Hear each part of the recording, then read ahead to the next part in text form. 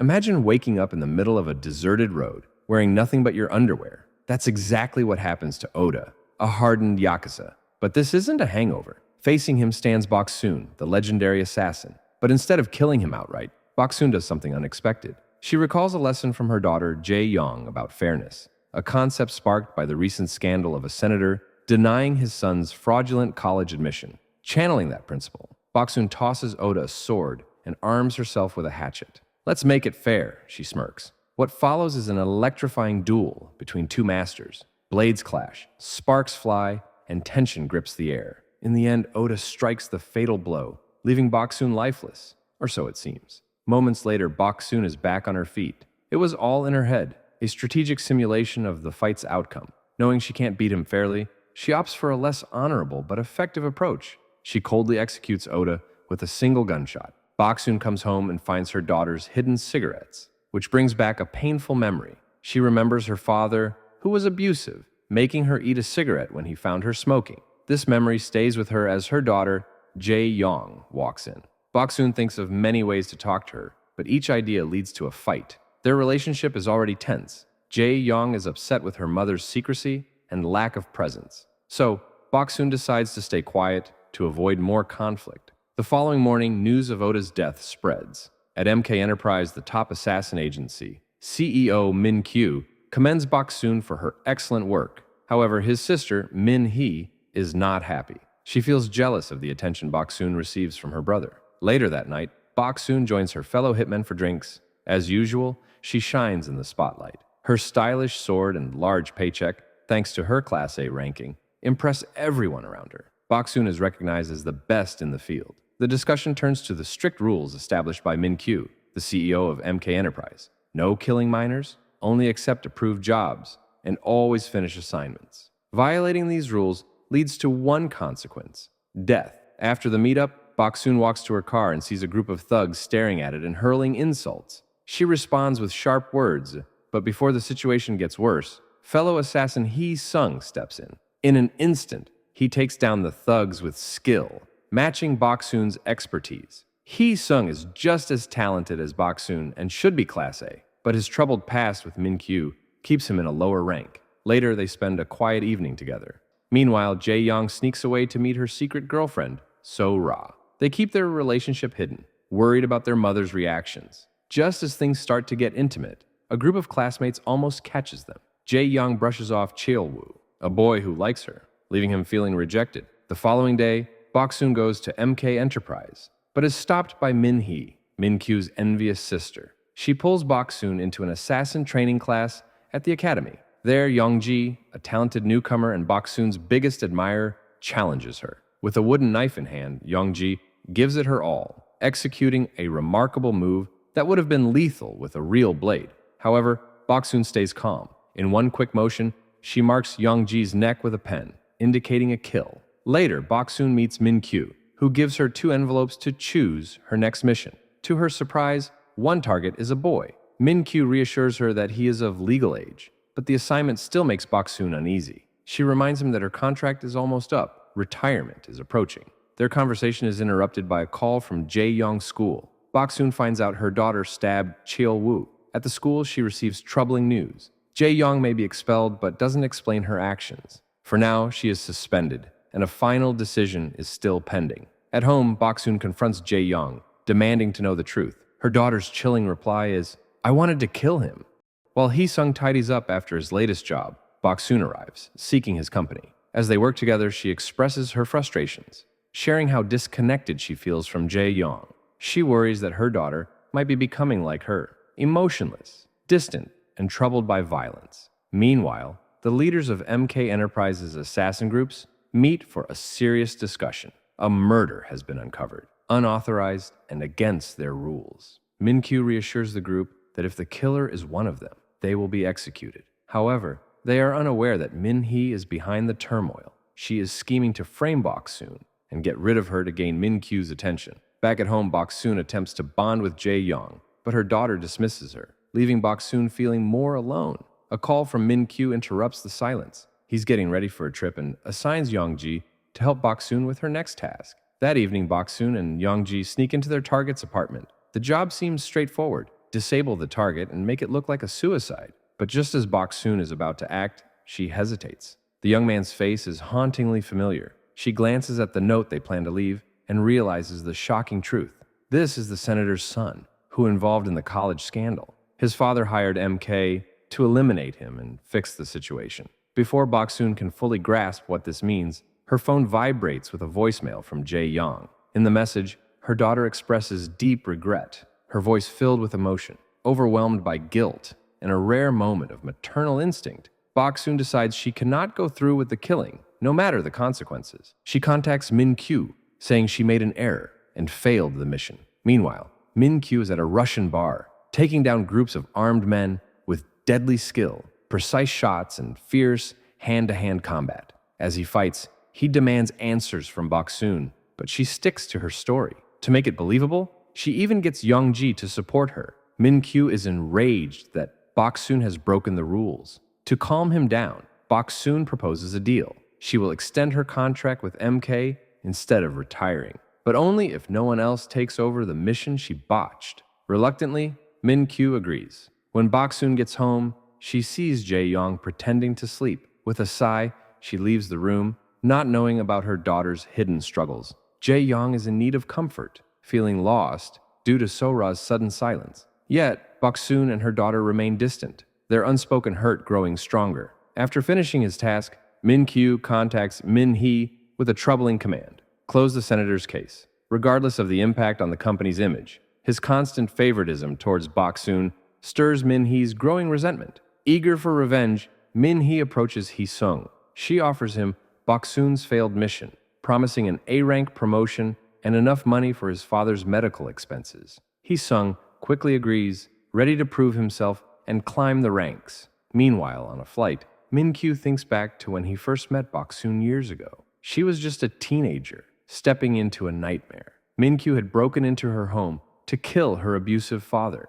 Instead of being scared, Bok-soon showed determination, even kicking the chair from under her father to finish him off. That fearless spark in her intrigued Min-kyu, leading him to train her as an assassin. In the present, Bok-soon finally has a heart-to-heart with Jae-young. Her daughter shares the truth about Cheol-woo, who took a photo of her and So-ra kissing and blackmailed her into dating him for a month. So-ra pushed Jae-young to go along with it to save her own reputation. Feeling betrayed, Jae-young reacts violently, stabbing Cheol-woo with scissors. Bok-soon, initially shocked by her daughter's revelation, reacts with a mix of concern and disapproval, questioning Jae-young's sexuality. This deeply wounds Jae-young, who reminds her mother that she too keeps many secrets. Their conversation is interrupted by the arrival of Young-ji. Bok-soon prepares for a confrontation but relaxes when Young-ji reveals she was fired for covering for Bok-soon at Senator's mission. Feeling guilty, Bok-soon invites Young-ji to dinner at a bar, leaving Jae-young alone once more. At the bar, the atmosphere changes when Bok-soon's assassin friends arrive to celebrate Hee-sung's promotion to A-rank. Bok-soon realizes something is off. Meanwhile, Min-kyu confronts Min-hee in anger over her choice to complete the senator's task. Min-hee, seeking his approval, attempts to kiss him, but Min-kyu firmly rejects her, remaining loyal to Bok-soon. At the bar, Bok-soon sees the news. The senator's son has been killed. She immediately suspects Hee-sung. Before she can confront him, Min-hee calls, her tone sharp and filled with anger. She demands Bok-soon put her on speaker. With cold malice, Min-hee declares a bounty. Anyone who kills Bok-soon will be promoted to rank B. Chaos breaks out. The bar turns into a battlefield as assassins attack Bok-soon. Even the bar owner joins in, clearly bought off. To Bok-soon's surprise, Young-ji stands with her, fiercely fighting against the attackers. The two women fight together, using whatever they can find: broken bottles, bar stools, knives. They take down each assassin one by one. In the end, only Hee-sung is left. When Bok-soon confronts him, Hee-sung doesn't fight back. Instead, he asks her to take care of his father. With great reluctance, Bok-soon completes the task. Afterwards, she calls the cleanup team to deal with the mess. Tired but wary, she questions Young-ji's loyalty. Young-ji explains that she simply chose the path with the highest chance of survival. As Bok-soon gets ready to leave, her phone rings with a call from Jae-young. Her daughter's voice shakes with need as she asks when Bok-soon will return home. She needs her. Before Bok-soon can answer, Min-kyu bursts in, pushing her against the wall. His anger is intense. Bok-soon's repeated mistakes have put his position with the company leaders at risk. The situation has gotten out of hand.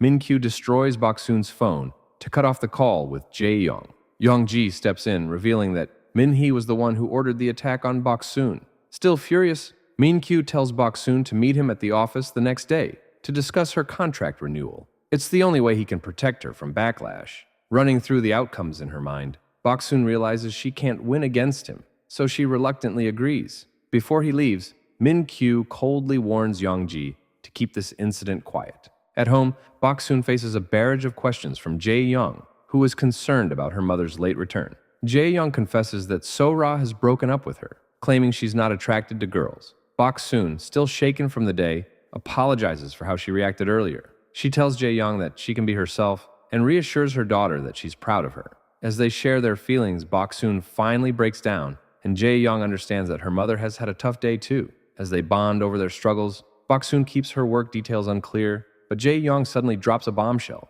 She once found a gun and a fake passport in Bok-soon's bag.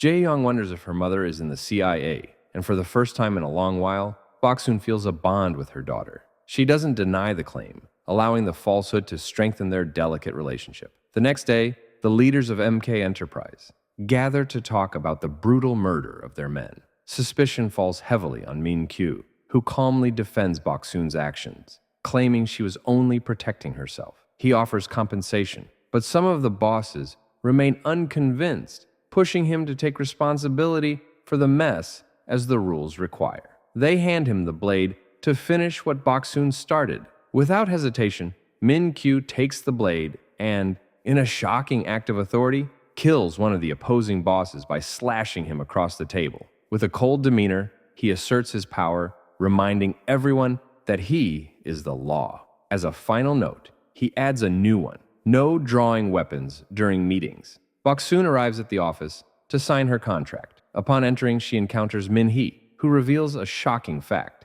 Young-ji was killed by Min-kyu after helping Bok-soon the previous night. Anger surges within Bok-soon. Without hesitation, she takes a pen and swiftly ends Min-hee's life, leaving a message for Min-kyu. She's coming for him and wants a duel. Later that evening, Bok-soon has a quiet dinner with Jae-young, making it special. She allows her to skip the vegetables, wanting her daughter to enjoy at least one perfect meal in case she doesn't return.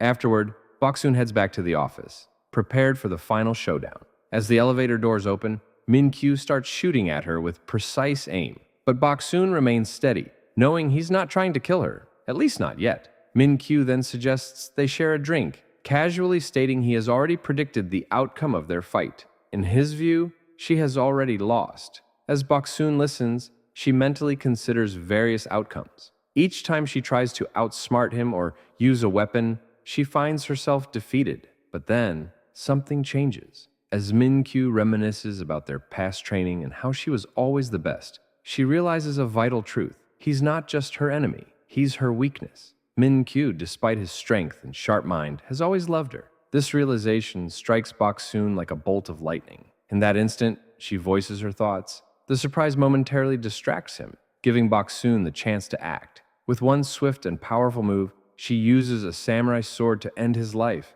finishing the fight instantly. Before he passes, Min-kyu reveals that he sent a tablet to Jae-young, allowing her to see everything through the office security cameras. Overwhelmed with panic and guilt, Bok-soon rushes home, worried that her daughter will hate her for her actions. However, when she arrives, Jae-young is peacefully asleep, bringing a brief sense of calm. Was Min-kyu telling the truth? Jae-young wakes up soon after and smiles, complimenting Bok-soon for her hard work for the family. This praise hits Bok-soon hard, and guilt washes over her. Could it be that Jae-young is unaware of the reality? Later, it's discovered that the senator, whose son died in the scandal, has succumbed to carbon monoxide poisoning in his car. The implication is clear. Bok-soon has sent a message. Now expelled from school, Jae-young bids farewell to her friends. As she shakes So-ra's hand, she leans in and whispering in her ear that she had considered either kissing her in front of everyone or just killing her, sending chills down So-ra's spine. As Jae-young makes eye contact with Cheol-woo, she casually touches her neck, a reminder of what she's capable of. The unspoken message is clear. She's not someone to be underestimated.